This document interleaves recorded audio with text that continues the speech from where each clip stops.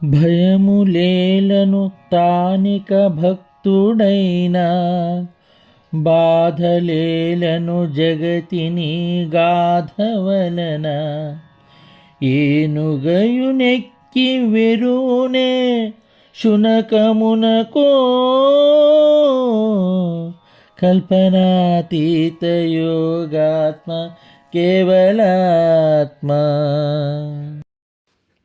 భయములేలను తానిక భక్తుడైనా,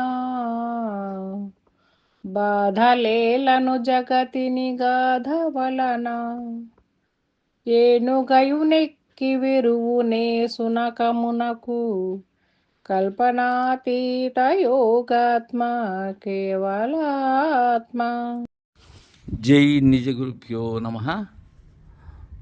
శ్రీ గురు బాలరామస్వాముల వారిచే విరచితమైన కేవలాత్మ శతకం 75వ పద్యం. ఇక్కడ అశరీర లక్షణాన్ని చెప్తున్నారు. ఇంకా చెప్పాలంటే అభయస్థితిని గురించి చెప్తున్నారు. మనకు ఆ అభయామృతాన్ని త్రావిస్తూ ఉన్నారు.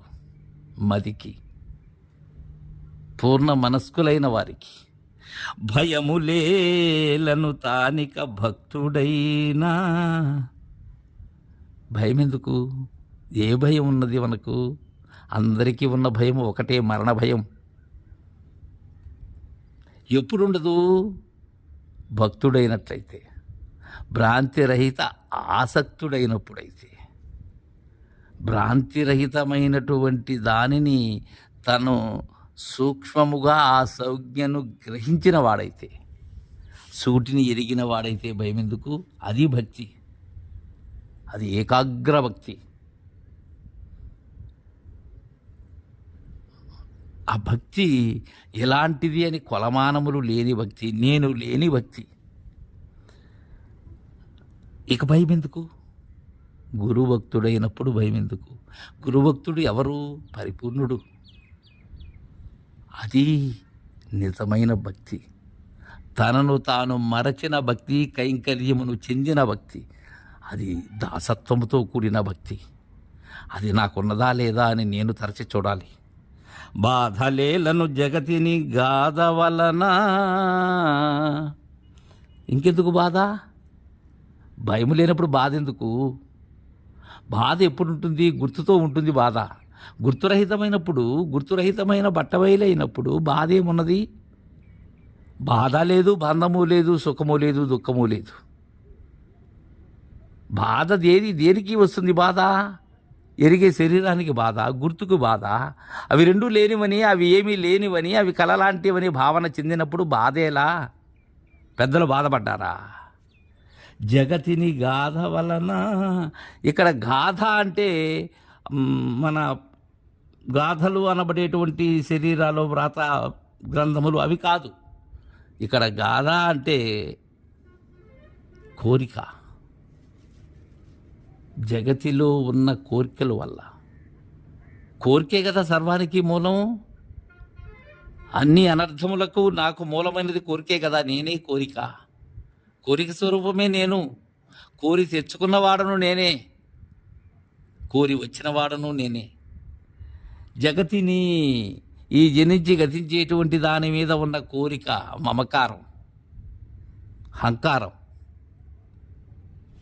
అది ఎలా ఉంటుందంటే భక్తుడైనటువంటి వారు చక్కగా చెప్తున్నారు భయం లేదని. ఎలా? ఏనుగయు నెక్కి వెరువునే సునకమునకు.